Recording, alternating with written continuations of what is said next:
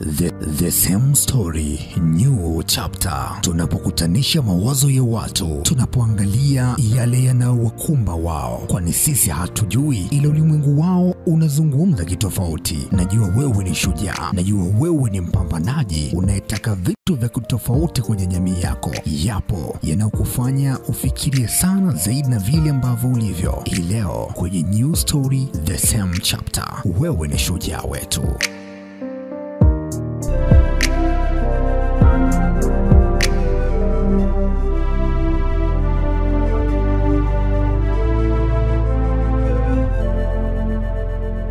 Basi bila kupoteza wakati tunaendelea tulipoishia kwa siku ya jana.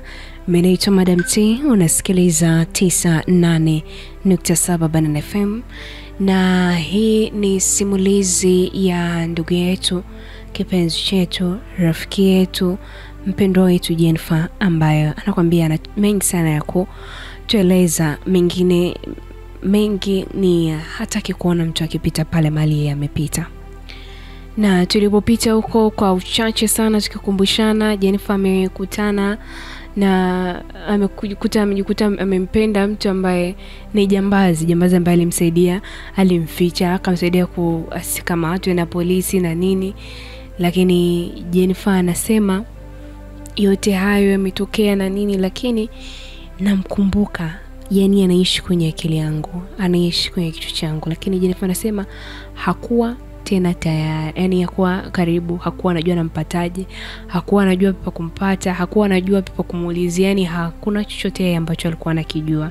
Kwa Jennifer anasema nilikuwa nikimkumbuka tu, lakini haikuwa isaidii chochote kwa sababu sina matumaini naye. Na wakati mwingine Jennifer anasema nikawa naona kama najitesa tu bure, kwa sababu nikawa najiuliza hivi mimi ninavyofikiria hivi, roho inavyoniuma, ninavyojisikia hivi, yeye hata kuna muda anakaa na nikumbuka kweli, au mimi ndo najiumiza, najitesa tu bure. Kwa hiyo Jennifer anasema kuna muda najipa moyo hivyo na sahau, napotezea, lakini kuna muda nikikaa na mkumbuka, nikiangalia ile kitu chake cha mkononi ile nimekaa naye naiangalia na mkumbuka nafanyaje, lakini haisaidii chochote. Jennifer anasema wakati mwingine nilimshukuru Mungu, nikasema bora tu tusijuane, kila mtu kana maisha yake, kwa sababu haitasaidia chochote.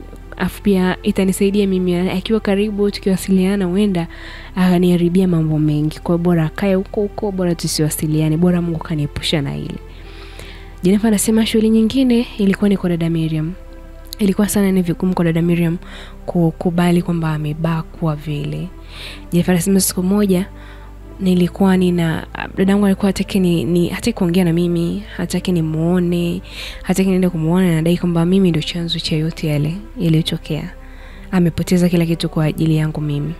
Kwa Jennifer anasema siku moja nikasema nijitahidi tu sijaenda kumuona muda mrefu. Jennifer anasema karibia wiki imekata sijawaenda kumuona chumbani kwake, maana hatoki. Mama anampelekea chakula humo ndani, hataki kwenda mahali popote, hataki kutoka nje, analia tu ndani, analia tu. Jana anasema dadangu alikuwa anahitaji counseling kubwa sana. Alikuwa anahitaji mtu kukaa naye karibu sana. Sema mamangu alifanya hivyo kwa kiasi kikubwa sana. Kiukweli lililotokea kwake ni jambo ambalo alielezeki. Umetunza usichana wako, alafu umekuja kutolewa na kibaka na majambazi. Inaumiza, inauma mno. Jennifer anasema siku hiyo ambayo nataka niende nikaongee naye, kabla sijaingia nasikia akiwa anazungumza na mama, bado analia. Jennifer anasema bado analia. Miriam bado alikuwa analia. Anamwambia mama, nimepoteza kila kitu. Mimi sioni kama kuna umuhimu wa mimi kuishi.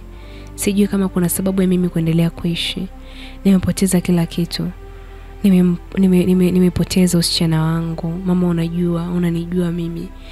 Nimejilinda, nimejitunza, nikionekana mshamba, nikionekana kama mimi ni wa kizamani, nikiwa natunza usichana wangu. Lakini leo hii uko wapi? Kwa aibu kubwa nimetolewa na kibaka usichana wangu, umeondoka, nahisi kufedheka, sioni sababu ya mimi kuendelea kuishi. Hata mwanaume ambaye nilimpenda sana na niliyekuwa nimeutunza usichana wangu kwa ajili yake, anaolewa na mdogo wangu, anamuoa mdogo wangu. Kuna umuhimu gani wa mimi kuendelea kuishi? Sina thamani yoyote. Jana nasema maneno ya dadangu yaliniumiza sana. Nilishinda hata kujivumilia, mimi mwenyewe nilikuta machozi yakitoka. Machozi yakinitoka, nikarudi chumbani kwangu, sitaka kuendelea kusikiliza. Jina anasema nirudi chumbani kwangu nikiwa najiuliza, hivi nawezaje kuolewa na mwanaume ambaye yani dadangu anampenda kiasi hiki. Alafu nawezaje kwenda kuolewa kwenye ndoa nikae kwa amani, alafu dadangu anaumia kiasi hiki? Inawezekana kweli? Sijui, sifahamu. Jennifer anasema roho ilikuwa inaniuma sana, lakini nikiwaza nikiwaza sana, nawaza sasa nifanye nini? Kipi ambacho nikifanye? Hata nikiachana na Felix hawezi kumwoa dadangu. Alafu Jennifer anasema tayari nina pete uchumba.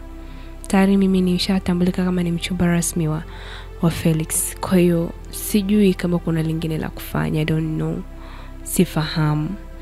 Na Jennifer anasema yani hata vile na muonea dadangu huruma, nasikia kama moyo wa huruma unaanza kuingia ndani yangu na nini wa kujilaumu, lakini akinipigia Felix tukiongea tukifanyaje, yani nasahau muda huo. Nasahau, unajua na kama niko sawa kufanya hivyo. Hicho ninachokifanya. Jana anasema kwa mimi sikuwa na namna nyingine ya kufanya. Sikuwa nayo. Nilijua dadangu anaumia, lakini nilijua atakaa sawa kabisa. Jana anasema pale nyumbani walikuwa wanakuja mama mchungaji mwingine wa kanisani kwetu na mamangu anakaa dadangu kule chumbani. Sijui walikuwa wanaongea naye nini, lakini kikubwa nadhani ni kama walikuwa wanampusha. Wanasema dadangu alikuwa mamangu alikuwa anakaa naye karibu hadi wakati mwingine akawa aende kazini kabisa, kwa sababu ilifika wakati dadangu anataka kujiua, anataka kujitoa uhai, kwa sababu anajiona kama kapoteza kila kitu, haoni matumaini kwenye maisha yake. Jana anasema kile kitu ilikuwa inaniuma roho sana, lakini anasema mamangu alikuwa anakuja pale na mchungaji, sikia wanaongea naye, wanaomba, wanasali, wana nini. Nikijua tu ni kwamba walikuwa wanampa counseling chochote. Sema ilikuwa sulizi chochote kabisa. Basi jana anasema maisha mengine yaliendelea. Lakini Jennifer anasema mimi nimevalishwa pete. Jana anasema nakumbuka vizuri ilikuwa ni mwezi wa 8 ndio ambapo nilikuwa nimevalishwa pete ya uchumba. Wakati nilikuwa nimemaliza chuo diploma, na nilipomaliza chuo Jennifer anasema matokeo yangu kiukweli hayakuwa mabaya. Ilikuwa ni matokeo ya kupendeza. Yaani sio mabaya sana wala sio mazuri sana. Hapo katikati hapo ndo nilipokuwa na fit. Sio mabaya sio mazuri, niko level, sijafeli sijafaulu sana. Haya, Jeni anasema mtu mwingine ambaye anapenda shule ni Felix. Sina Felix nadhani hapa yeye na dada Miriam walikuwa wanaendana sana. Miriam mwenyewe anapenda sana shule kusoma. Ila mimi kwa kweli ni yenyewe kufaulu, kujitahidi kuconcentrate. Jeni anasema mimi nina kichwa ambacho nisiposoma nikasoma haswa, hata kama kitu ni kirahisi siwezi kufaulu. Kwa hiyo natakiwa niingie darasani nisome, niingie group discussion. Kwa hiyo na kichwa kizito ambacho ni bila kukitilia mkazo kutokuwa ni ngumu.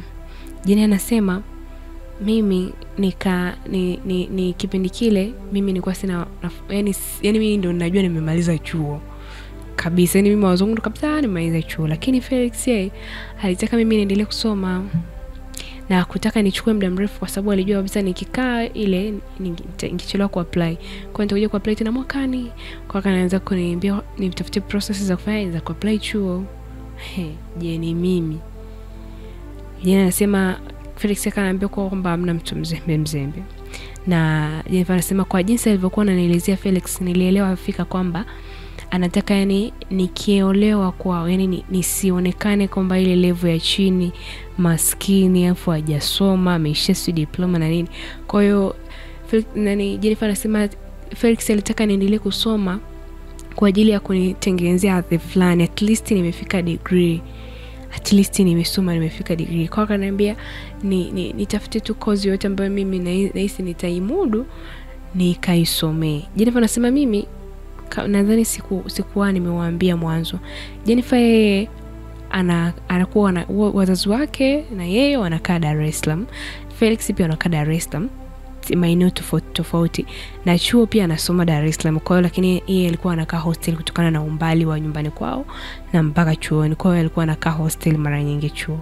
Kwa hiyo Jennifer anasema mimi nilikuwa sina mpango wa kusoma, lakini Felix kwa maelezo alikuwa ananiambia ni kama alikuwa ananitengenezea hadhi fulani kwenye familia yao, nisiende kuonekana kama ni mwanamke ambaye sijasoma, niko chini yao kwenye kila kitu, kule wamesoma wote wamefanyaje. Kwa hiyo nilimuelewa Felix. Jennifer anasema nifanyaje? Kisha penda boga, penda na wala la boga mwenyewe. Mimi Felix anataka nisome, niendelee kusoma. Ananiambia kwa hiyo akiwa ananiahidi kwamba kwenye kuendelea kusoma haimaanishi kwamba ndoa ndio itaishia katikati, mambo ya harusi itaishia katikati, hapana.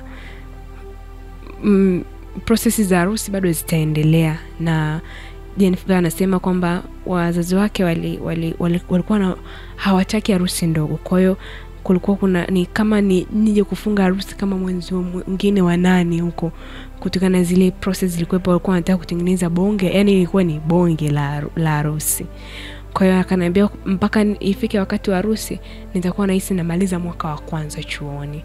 Kwa wakati tunaoana mimi nitakuwa naenda kwenye mwaka wa pili. Hayo ndo alikuwa makubaliano yetu, mimi na Felix. Kwa hiyo Jennifer anasema mimi sikuwa na sababu ya kukataa. Nilimshirikisha mama na baba yangu, wakakubali, wakaniambia ni jambo zuri kama anataka kuendelea kusoma, it's okay. Na yeye ndo ameahidi kwamba atakulipia ada, atagharamia kila kitu, ni sawa.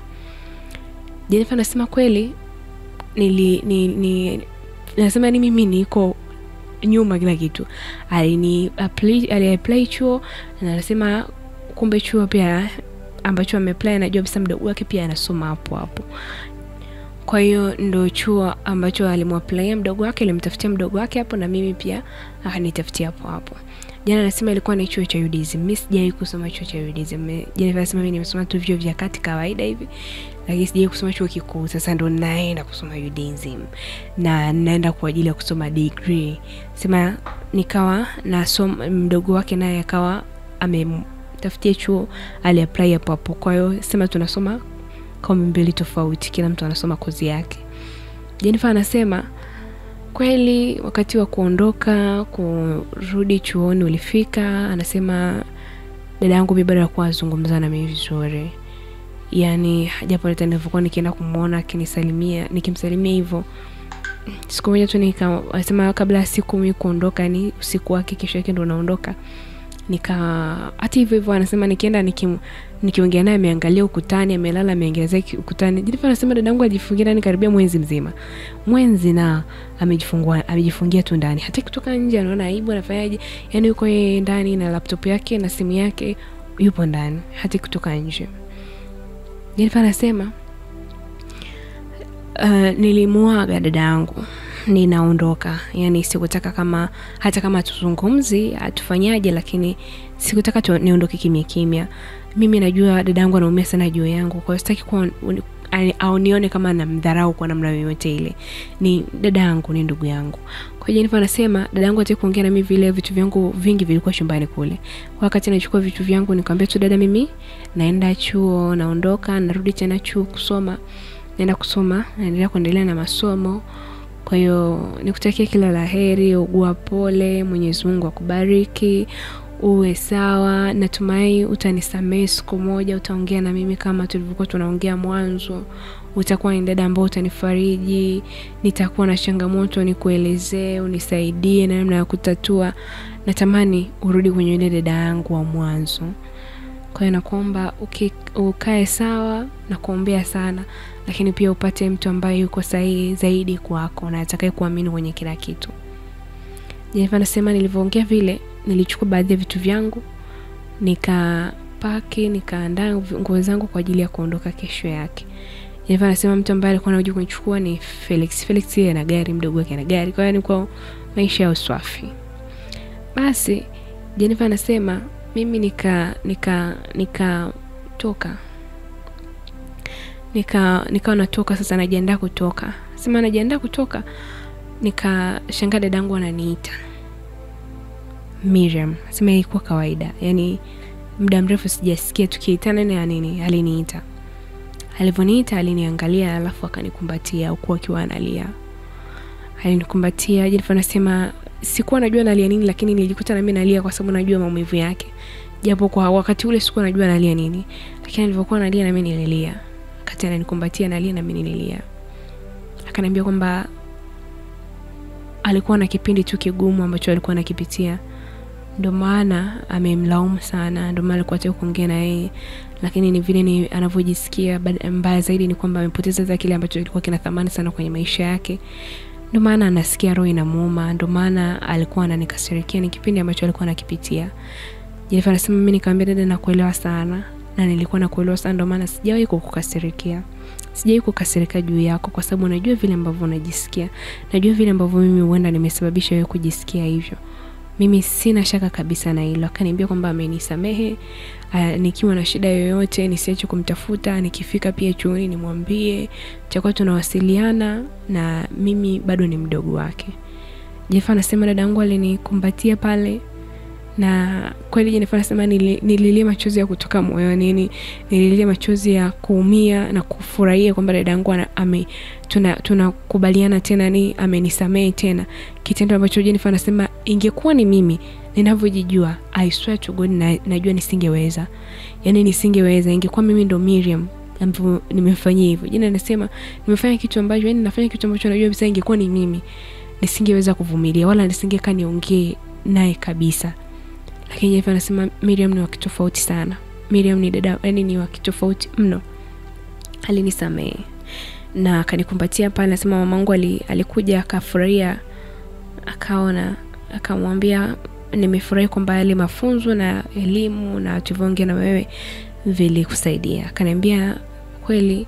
Akasema dada Miriam akaniambia kwamba mama na mama mchungaji waliniambia kwamba nisiruhusu kwamba mwanaume ndo atuweke mbali mimi na wewe, wakati tumekuwa pamoja, tumelelewa pamoja, tushindwe kuelewana kwa sababu ya mwanaume. Sio jambo zuri, sio kitu kizuri. Walinielewesha, wakaniambia nikubali kupoteza, na Mungu anakusudi na mimi mpaka nimepitia yote haya. Kwa nini mimi usichana wangu muondoka kwa design hii? Kuna mambo mengi yamepangwa juu yangu. Kwa hiyo Jennifer anasema dada yangu akaniambia ni moyo wake ni mweupe kabisa, nisiogope, nimuone kama ni yule dada yake wa kipindi kile. Basi Jennifer anasema mimi niliondoka, nikamugana na mamangu pale, nilifurahi sana. Niliondoka at least nikiwa na amani ya moyo, nikijua dada yangu amerecover, yuko sawa.